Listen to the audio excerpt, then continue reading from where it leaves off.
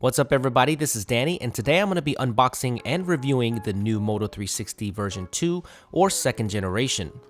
There are some significant improvements to this revised version of their new smartwatch, so let's get started with the new Moto 360 unboxing and review. The packaging is a little bit larger than last year's version, but very similar in shape, and this time you can see the selection that you've made. That's because Motorola introduced Moto Maker for the watch as well this year, and you can customize it however you want, from leather bands to metal ones, chamfers to textures on the face, black, silver, or gold. The customizability really sets this apart from other smartwatches.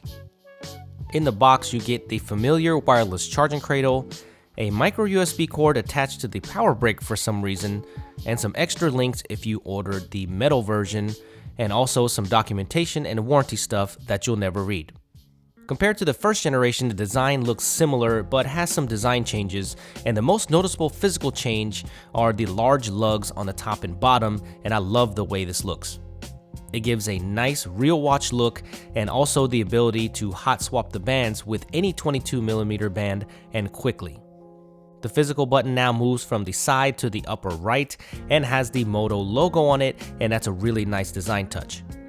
Also, the display gets a nice bump up in resolution to 360 by 330, still LCD though and not AMOLED, but the display is pretty nice. And the familiar flat tire still remains with the ambient light sensor housed in it, and for some people it'll still bother them, but for me it really doesn't. There is a 400 mAh battery in this 46mm version, but there's also a men's and women's 42mm version if you like a smaller watch. The 46mm is large in comparison though, and I personally love it, but with the lugs added, it's the biggest overall smartwatch that I've used this year, maybe besides the LG Watch Urbane. The display is a 1.56-inch LCD, and it looks pretty sharp. Surprisingly, not being OLED though, the always-on display doesn't drain the battery like I thought it was going to. I was surprisingly almost getting 2 full days out of this battery with light usage, and on some heavy use days, I was getting about a day and a half. But regardless, you will definitely get a full day's worth no matter how hard you push this Moto 360, so good battery life on the 46mm. The 42mm though might be a different story since it has a smaller battery. Wireless charging is also a breeze for this, for it uses the Qi wireless technology, so you can use any Qi wireless peripheral that you may have, and it charges pretty quick too. Internally, the second generation gets a better processor. Instead of that TI OMAP processor on the first gen, now you get a standard Qualcomm Snapdragon 400 quad-core processor with a 0.5 GB of RAM and 4 GB of internal storage. The performance is exactly what you would expect out of an Android Wear smartwatch, but I did notice some stutter from time to time with this new Moto 360, maybe a little bit more than some of the other Android Wear watches I've used this year, but nothing that will frustrate you on daily use.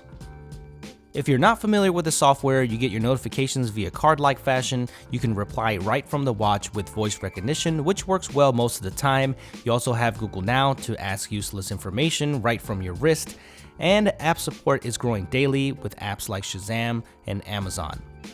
There are some gripes with the software that will more than likely be fixed in future updates, so no need to complain about them here because they exist on all Android smartwatches. For example, sometimes I'll find myself with random Bluetooth disconnections, but I have also had this happen in other watches that I've worn this year. Something that I was really waiting for but a little bit disappointing is that Google made Android Wear watches compatible with the Apple iPhone, but even though that the 360 is compatible with the iPhone, all you'll really get are notifications, and you are really limited in functionality, so I would not recommend it at this time unless you only just want notifications. Moto does have existing software that does give it some more customization features with Moto Connect, and has some more extensive fitness tracking with Moto Body, stuff you may not find on other Android Wear smartwatches. The heart rate sensor and fitness tracking perform decently, exactly what you would expect out of the competition. Overall, I think this is a great update to the fantastic first showing by Motorola. I like the updated design, the endless customization features, and even though this is not so much different from the last generation, I think there's enough here that I think warrants an upgrade, especially if you want to customize your watch.